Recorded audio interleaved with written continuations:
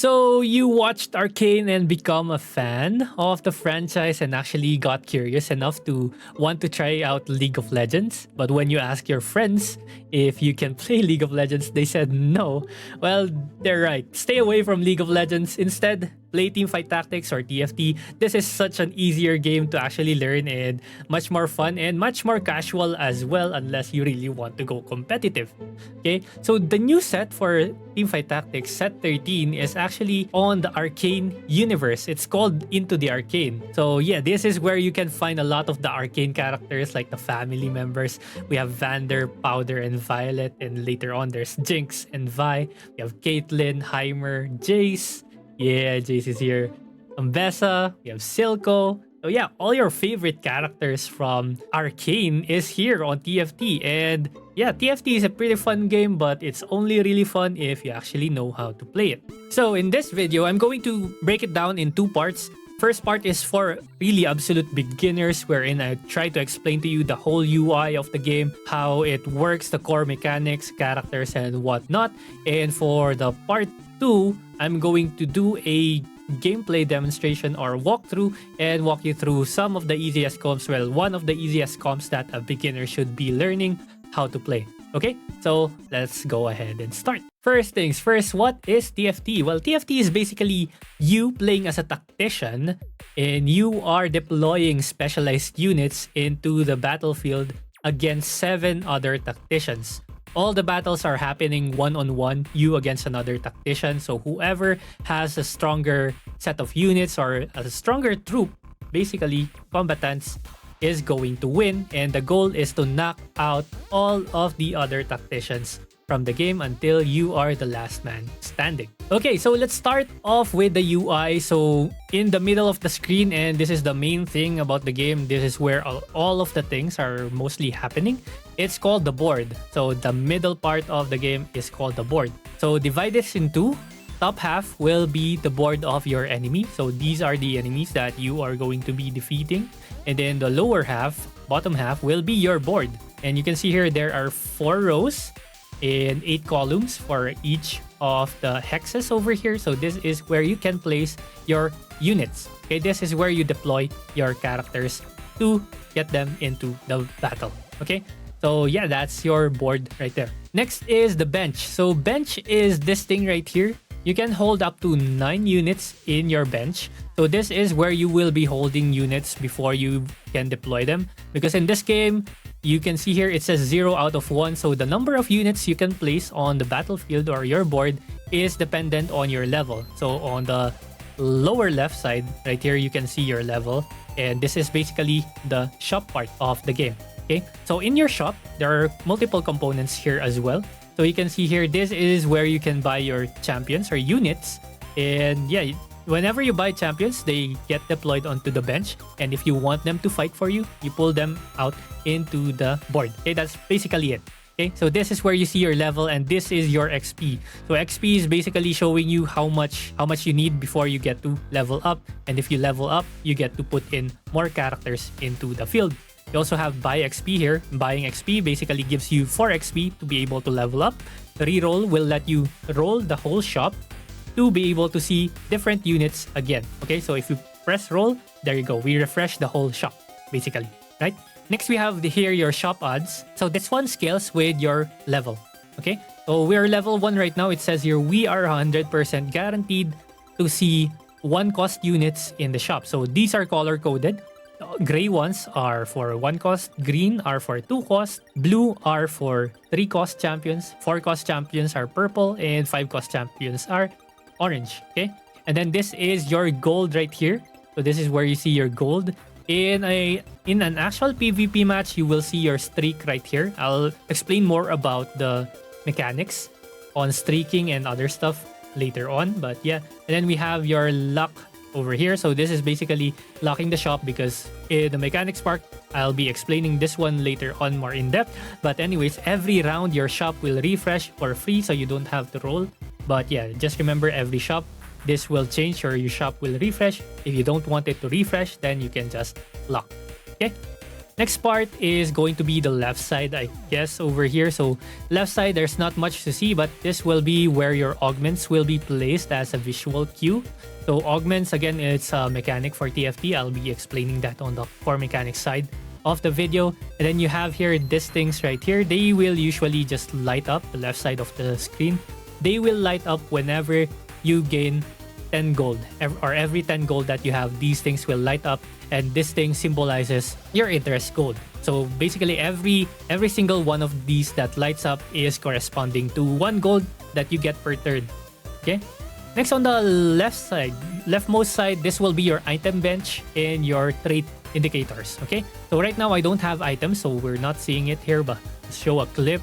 This is where you see your items right here, and you can combine items here or give items to your units from this UI right here, and you can just hover over on the left side as well for the traits that you have. So traits are specialties of your unit, so each and every one of the characters that you are buying, champions that you are buying, have their own unique traits, so they can have 2 to 3 traits for each of them, and mixing and matching these things will help make your board so much stronger. Next, we have on the right side is where you can see player information. So player HP basically. So this is where you can see if someone is getting knocked out of the fight or not yet. So everyone will start off with 100 HP, and once you get 0 or below 0, you'll get knocked out of the competition and ultimately lose. So again, the goal of the game is to stay or become the last one standing. And then I think finally is the top middle. So top middle is your stage indicator. So it basically shows you what stage you are on, who you are fighting, and who you fought for that stage. So there will be more on this one later on the core mechanics, but that's basically your UI right here. You also have the team planner, which is actually pretty helpful, but for a beginner, I think this will be hard to explain, but it can be very useful for beginners when they want an indicator for characters that they actually want to play, especially for reroll comps. For example, we want to put in Draven, Powder, and Darius. You can just put them in there, and you can see here there's now an indicator in my shop saying that these things are marked because I've put them in my team planner, and it's telling me, hey, look, it's the unit you're looking for. So it's a good reminder for you guys to not get lost when you are actually trying to look for units that you want to play. Okay, so that's it for the UI. Now let's talk about the core mechanics, and first things first, how do you actually win in a game of TFT? So I've mentioned earlier before, you have to knock out all other players or all other tacticians from the game by getting them to 0 HP. But how do you get there? Basically, you want to have a board that's the strongest in the lobby.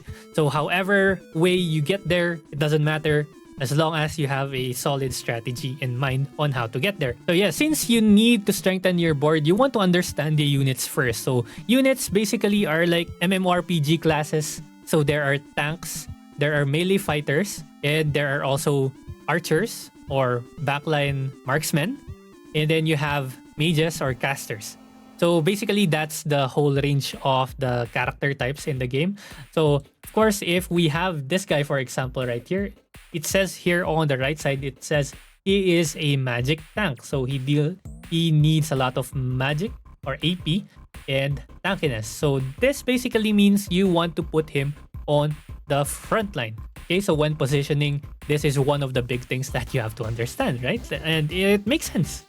Frontline units go on frontline, tanks go to the front, and damage dealers go to the backside. So how else are you going to be strengthening your board? So one of the most common ways is to just combine units. Combining units basically means you need to find a 3 of a kind to be able to build a higher star version of the unit. For example, we have Darius 1. So if you click on the unit and you see the star above their heads right here, it means they're 1 star. So if you find 3 copies of 1-star units, they combine into a 2-star unit. And then if you find 3 2-star units, you'll be able to combine them into a 3-star units. And finally, there's actually a 4-star, but it's really not practical to get there, and it's pretty hard to get there as well. But it's possible to get to 4-star by combining 3 3-star units. Next way to power up your board or strengthen your board is to put items on your units.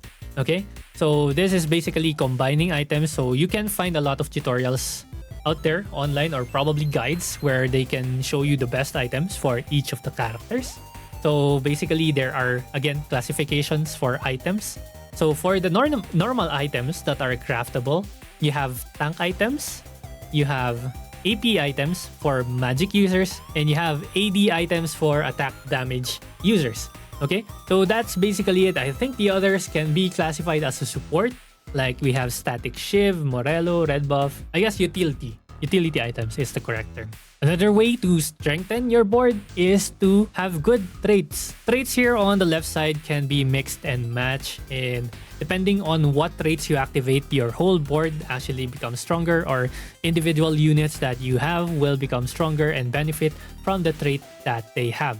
So understanding this thing may take a while and may need you to get used to the whole thing. But yeah, basically playing the game will help you understand a lot of this so much. And one more way to strengthen your units is through augments. So augments are basically things that power up either your board or whatever. Augments are unique effects that you get to select every stage, starting from stage 2, and then stage 3, and then one more on stage 4. So you get choice of 3 augments every game, and these things can drastically change the way you play the game. Okay, so we can categorize augments again as combat or econ. Combat augments basically just straight up give stats or strengthens the whole board. Econ augments gives you gold or resources to be able to save up and buy up a lot more things from the shop. And there are some that are kind of in between, that there's a mix of them. So augments, again, you only really have to play a lot to be able to understand these ones. And yeah, have fun with this one because there's no more augment stat checking. So you get to cook up whatever you want to play when you want to play it, and it can be really fun actually. Okay, other ways to actually strengthen the board is by leveling up. So again, I mentioned earlier, whenever you level up, you'll be able to place an extra unit on the board. So the number of units that you can place on the board is again equivalent to your current level, unless you have special items called the Tactician's Crowns, Cape, or Shield. So these things will actually let you place +1 unit on the board, which is actually very, very powerful, because another unit on the board can actually help you activate one more trait maybe, or activate the strongest traits that you have if you're going for multiples of one single trait called a vertical. And lastly, I guess the last way to strengthen your board is to actually position correctly. Again, positioning a backline unit on the front line, that's just screaming you want to lose. Because usually backline units will not have a lot of HP, armor, and magic resistance, but they will have a lot of AP if they are a magic caster, and they will have a lot of AD if they rely on attack damage. Okay, so positioning correctly, putting your front lines in the front and giving them items for tank items will actually help you strengthen your board a lot. Now let's talk about shop mechanics. Shop mechanics are very straightforward. So I mentioned most of this on the UI part already. But yeah, basically you have your shop odds here. Shop odds get better whenever you level for certain cost units. Okay? So I'm just gonna give you a rough estimate for the best time if you want to roll for units. Okay? Or best level for the odds that you want to roll for on units. Okay, so 1 costs are best rolled at level 4, level 5. You don't really want to be rolling at level 2, level 3. We'll talk about this one later on, but you're not gonna have a lot of gold if you are rolling at level 2 or level 3. Best time to roll for 2 costs is level 6. Best time to roll for 3 costs is level 7. And we have level 8 for the 4 cost and level 9 for 4 cost and 5 cost. Level 10 is basically better for 5 costs, right? Okay, so that's basically it for the shop odds. Next is your XP and level. Every round, you will be gaining 2 XP. There are actually indicators already on the shop that tells you how many gold you need to get to level up. Okay, and then you have your XP indicator as well. Anyway, that's it for the shop odds. Next, let's talk about making money in the game, because this is one of the most important parts, because you're never really gonna get far if you are broke. So a lot of new players actually struggle with this one, but it's pretty simple. So for every 10 gold that you make every round, you're gonna be earning 1 gold. So that's called interest. So every 10 gold, you get plus 1. So at 10 gold, next round, you'll be given 1 gold. You have to remember as well, every round, you will be getting a fixed amount of gold, and then your interest will be added onto it, and then streaks as well. Okay? So again, interest is basically every 10 gold that you have up to 50 gold. So it's almost always good to save to 50 gold when you're playing the game, because you're gonna be getting 5 extra gold per turn if you have 50 gold just saved up in your bank. So it works just like the bank, basically.